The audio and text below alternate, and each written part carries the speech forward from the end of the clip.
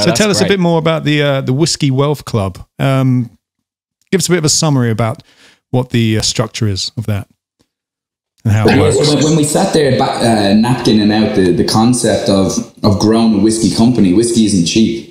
You have to buy it and sit on it for a number of years, or if you don't have that ability, you're buying mature stock, which is obviously through the roof. And we started going around, touring around distilleries, me and my dad, talking to them about buying their new make off them, and they would give us their pricing list. And they all had a kind of similar matrix. It was new make is this price, 1 year old is this price, 2 year olds that price, 3 year olds that price. And it was all similar. I was like, hang on a sec, if you bought new make, by the time it was 5 years old, nearly what new make was, 1 year old was nearly double that price, 2 year old was nearly double the 1 year old price, and it was going up like that. So I thought, well, okay, hang on a sec, if we bought lots of new make and we sold it to somebody, but we put a margin on it as profit, but in that margin we paid for 5 years of storage and insurance, well then someone could buy it. They would be buying it at a certain price, which is more than what we paid for it, obviously, because we have to make our margin. So the distillery gets to win by selling us a percentage of their stock, right? Because most distilleries, they make whiskey, they lay it down to rest, and they can't make money on it for 5 or 10 years. But what if they could sell 30% of that to us and get cash day one and then lay the other 70? So it's a win for them. They sell us a percentage of their stock.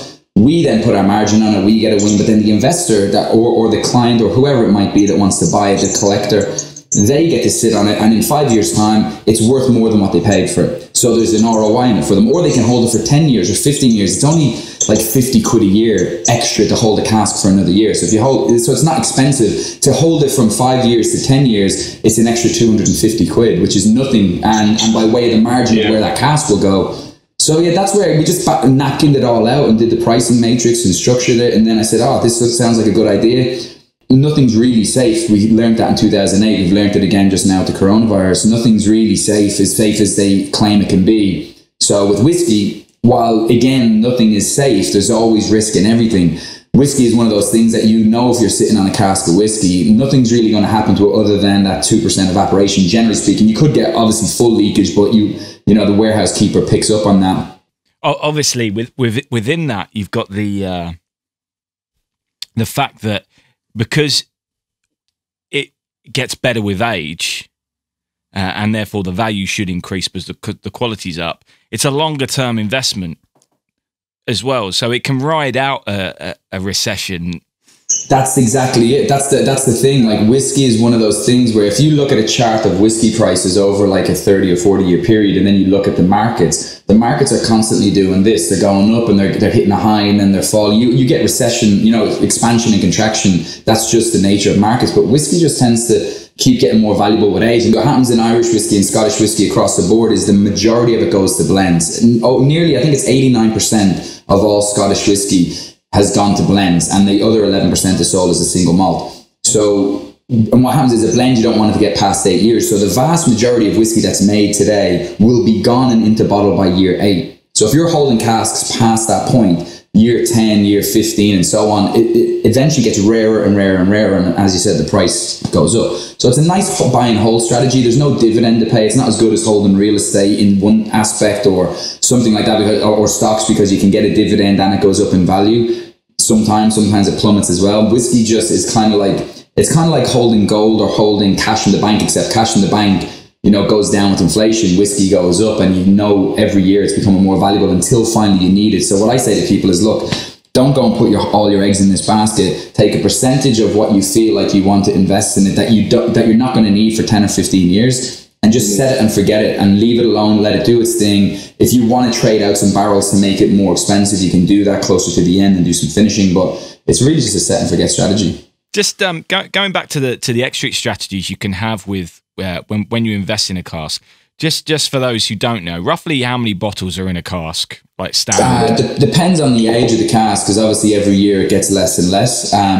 By year 5, you'll have about 385 bottles in a cask. Because people get confused that they're like, it's only a 200 litre cask. How can you have 385 bottles? What they don't understand is what's in that cask is a high ABV spirit. It can be up as high as 68% alcohol. So when it comes out of that, you're going to add the water to it to get it to 46. So you're going to have more bottles of whiskey.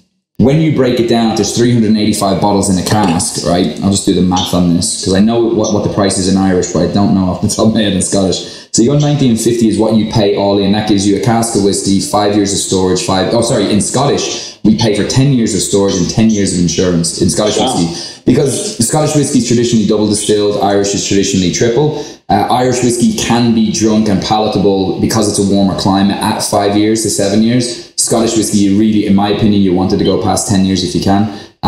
But yeah, so if you divide that down by the 385 bottles, and let's just say because it's gone to 10 years, there's only 350 bottles, it's costing you £5.50 for a bottle of whiskey. That's your all-in cost for a 10-year-old exclusive Scotch whiskey. So it's not extortionately high. Obviously, we pay less than the 2,000 we sell it for because we're also a business, and God forbid we'd want to make a bit of money as well. But still, to be able to buy a bottle of Scotch, 10-year-old Scotch whiskey. Now, obviously, the £5 is your all-in cost. You still have to pay for your bottle and your label. You still have the HMRC duty, customs. But yeah, you get out of jail for, I'd say, around the £15 mark, 15 to £19 mark. Is where you'd get out of jail in what it costs all in, and then you've got a really nice 10-year-old. And if you want to mature for another 10 years, then it'll cost you another £300-400. Yeah, it's not bad. Yeah. And do you have? Sorry, Nick, I'm going to jump in here. Do you have teams of people advising your clients on when is the best time to sell their whiskey? Obviously, you're a new company, so maybe you haven't reached that point where you're making those decisions yet. But is that the plan that you have? Say, for example, a client gets to 5 years and goes, I'm not sure what to do now. Are you going to have dedicated people saying, well, we've got a buyer here in this that will take this kind of whiskey and put it in this blend, so actually you might get a good price for it now rather than holding on to it for another couple of years? Yeah, it's a great question. So we've already got 2 guys full time, and they're just currently making connections with all the likes, creating all the different exit strategies, because that's the most important thing. It's all well and good us selling it and us making our profit, and then just leaving them to their own devices in 5 years. That's not what we're about. We're about building long-term relationships with our clients. I'll give you an example of some of the strategies. So obviously selling to other whiskey brands is an option. So there's 2 types of whiskey, right? There's bulk whiskey, and believe it or not, Macallan used to be one of them. Until the 1980s, Macallan sold most of their malt as bulk malt, blending malt, and it was only when they come up with the concept in the late 80s to start selling it as single malt. Then that's when they became the Macallan of single malt, so to speak. But a lot of them used to sell bulk, but nowadays most of the bulk is in Ireland. There's like 2 guys that are doing it, and there's a certain price for that. And if you're just going to take it and put it into a blend, then all well and good. But where the exit strategies become more valuable is when you've got a brand behind it. When you take, for example, like the Boutique Whiskey Company or the Single Malt Scots Whiskey Society, or in Ireland there's a couple of them. These are coming up all the time now. There's so many of these independent bottlers, and they'll pay more money for a cask of Macallan or Bladnoch or Bunnahabhain than they would for something that's kind of no name, like a Loch Lomond, but not Loch Lomond, their brand, but something that's made in a massive big commercial facility. So depending on the whiskey that you're holding will determine your exit strategy.